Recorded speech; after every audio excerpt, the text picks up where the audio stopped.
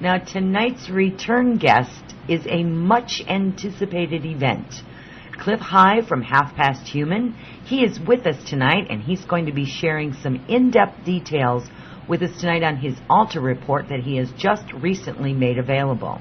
There is so much to cover tonight, and I do want to give my full attention to Clif and the information he has to share. Now, he's also had some questions sent to him previously that perhaps we can answer tonight, and maybe we might be able to get to some of them from the chat box. He's only going to be with us for an hour and a half tonight, so we're not going to be able to take too many, if any, questions, but we certainly are going to do our best. Clif High, welcome to the show, Clif. Thank you very much. And as I stated earlier when I got you on the phone, I was like, it just feels like forever since we've chatted with you. It's been a while, yeah. It sure has. I'm really, really glad that you are here tonight sharing the latest, which is Report 00. Yes. I love Programmers always start counting from zero. Yeah, I love it, though. It's great. We have just a ton of information to go through. The report itself is only 36 pages long, and I read it myself personally today. And in this report, the two things that I noticed in this report, and then I'm going to let you start talking so that people can hear what's in the report that may not have gotten it or have heard anything about it. The two things that I noticed in here was that there seems to be much more in-depth, in-depth information with some of the things that the reports have already talked about. So there's some expansion here with some of the information, more details, shall we say. And the second thing I noticed was that through all of these reports, this one has a lot of light in it. It has a lot of light, a lot of potential, a lot of possibilities that are really heartwarming to me. And those are the two kind of significant differences I felt with this report based on just what I read compared to some of the others. And I know that this is a little different for you because of the way that you're doing things now as opposed to how you used to, do all of these. So kind of interesting, and I just wanted to share that with you, that this report here is a little different than all the rest of them. Yeah, it is a different format, and we actually did make a deliberate attempt to ferret out information on the other side of a period of nastiness that would seem to offer some level of potential. So the light parts you refer to are forecasts that we have some confidence in that indeed do show progress in at least many different areas. Yes. What we're attempting to do is to provide sort of like a self-fulfilling forecast here, in the sense that, well, we can see that there are certain areas that are going to be key to the coming human renaissance here that's going to sweep over the planet. And if we can get people here working on those, it'll give everybody something to do during the nasty times of the Depression that we all have to live through to get there. Yes, to get to the other side. Yes, to get to the other side. And correct. I guess the thing that I really want to make people aware of right in the here and the now, before you get started, is that we have spent many, many years accumulating what I call the dirt and the debris and the junk. And in just a few short years, most of this dirt and debris that has been building is going to be swept away. So it's going to be pretty catastrophic in some sense, but it's a major house cleaning that is past time. Right. And I actually like to think of it in the sense of the phoenix coming from the ashes. And so I like to think of the debris being burned out. Yes. And the reason I like to think of it that way is because it reminds me that it's going to get hot, and it's going to be very unpleasant, and we're going to suffer through it. But on the end, it'll be cool, and we can have some, cool down from it. It'll be all right. And speaking of that, did you happen to see that crop circle with the phoenix? Yes, I did. Isn't that awesome? Yeah. Also followed by the Aztec bird symbol. Yes. And then the yin-yang symbol. Yes. So interesting the way that they're all lining up. Also interesting the animistic nature of that whole series.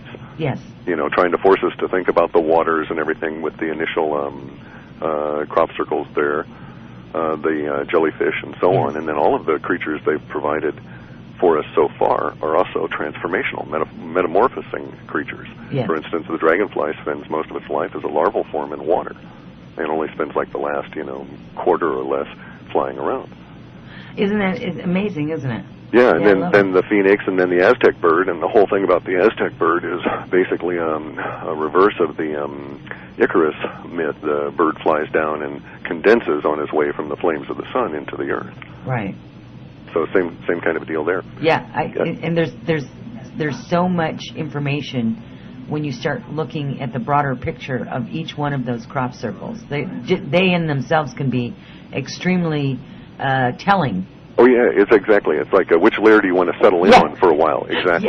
Yeah, and there's many, and I find that really fascinating. Crop circles, like I said, we could talk like 2 or 3 days, I think, on that. Oh yeah, easily. Yeah, I've come up with some numerology stuff that I seem to think is being repeated consistently in the non-geometric ones, which is interesting itself.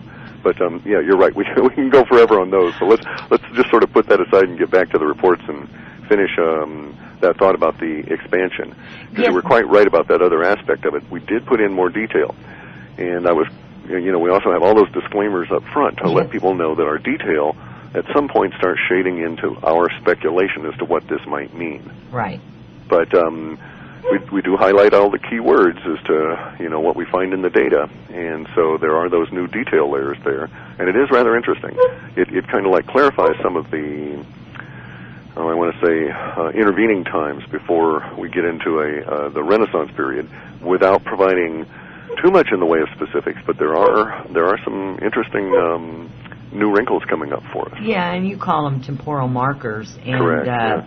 I want to stop you here because I hear your dog in the background. I got two. I got one actually laying underneath my feet. I can't even get my chair all the way up to my desk. I have one there too. This was another one that's barking. Oh, anyway, somebody wanted to know, you are a vegetarian, is that correct? That's correct. And does your dog still eat meat? Sure, I don't try and force my opinions on any creature. Okay, because that was what they were asking was, what do you feed your dog if you're a vegetarian? Does your dog become a vegetarian? And it's my understanding, dogs and cats, they both require that meat thing as part of their ecological thing that they go through. Sure, yeah, that's what they're designed for. They have the short guts and the whole deal, right? Right. So, okay. No, actually for the dogs what I do is I feed them as close to human food as I can. So I buy chickens and I cook them in the sun oven for the dogs during the summer, and then roast them for the dogs in the winter. There you go. And spread it out with the kibble and all that kind of stuff. Wonderful. And the one who's woofing at us is 14 years old and is the boss of the house. I love that. What a baby. yeah, that baby is about 120 pounds. And she knows she's the boss too. Oh, well, that beats mine. Mine's only like 75 pounds, so my Mr. C, so. Oh, that's a little tiny guy. Yeah, tiny compared to yours, exactly. Yeah, almost a lap dog. Yeah. Anyway, the reports and the detail here, we have to understand that those isolated keywords that are in brackets we have found in the data, but a lot of the other stuff around them is speculation trying to weave it into the context of what we see coming. And the real issue for us is the why we keep calling them temporal markers is this. It's as though we're presented with a series of 3x5 cards, one after the other, and you can only see the one that's immediately in front of you, but you can see the top edge of all of the others stretching away from you. And so you get a 3x5 card and it has 2 or 3 words on it, and we're going to say that, the words are red and green, and because of how you interpret that card, say that you looked at the red and green and decided, okay, those 2 colors together make brown, and therefore you think that the meaning of that card is brown, and you go on to the next card and it talks about goggles. And so you say, brown goggles, sunglasses. And in fact, what it's actually talking about was red and green, and then if you kept up and not made a decision as to what it's talking about and read further cards, you would find that it was talking about the transition from red lenses to green lenses on night vision, that kind of a thing. So your interpretation at the early stage can affect what happens later on. So what we try and do is we isolate as much as we can these individual temporal markers, and we basically say to ourselves and in the report as best we can that if this turns out this way and has this meaning, then perhaps this meme will either end there or in some cases continue, and it will influence how we interpret this other stuff. So if, for instance, you're aware that the governor of South Carolina has decided to go missing for a while. Have you heard that? No. Yeah, it's over the net.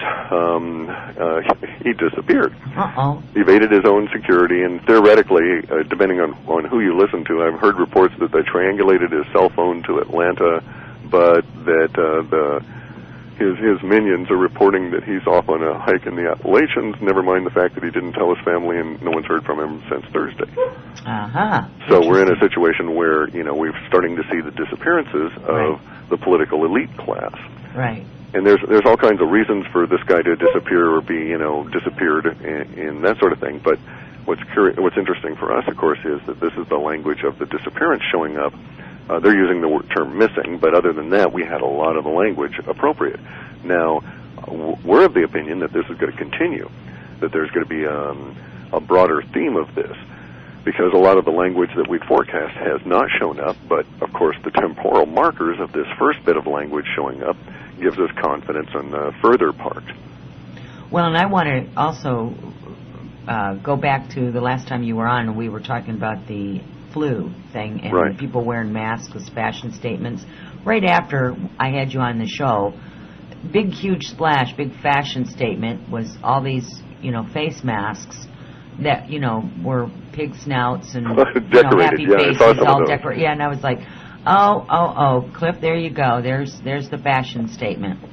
So yeah, people were wearing the, these masks for fashion statements to protect themselves against the flu virus.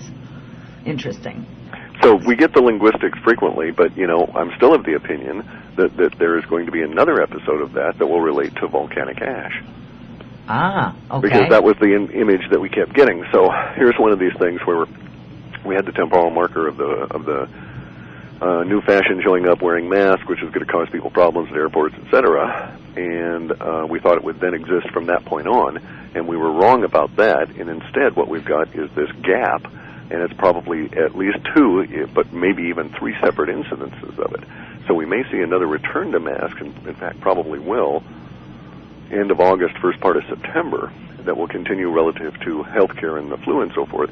But also in our data, it shows that in the fall, so thus after September 21, we're going to see the mass relative to volcanic ash somewhere. And with all the volcanoes popping off and stuff, that becomes statistically more likely as we go forward here. Interesting.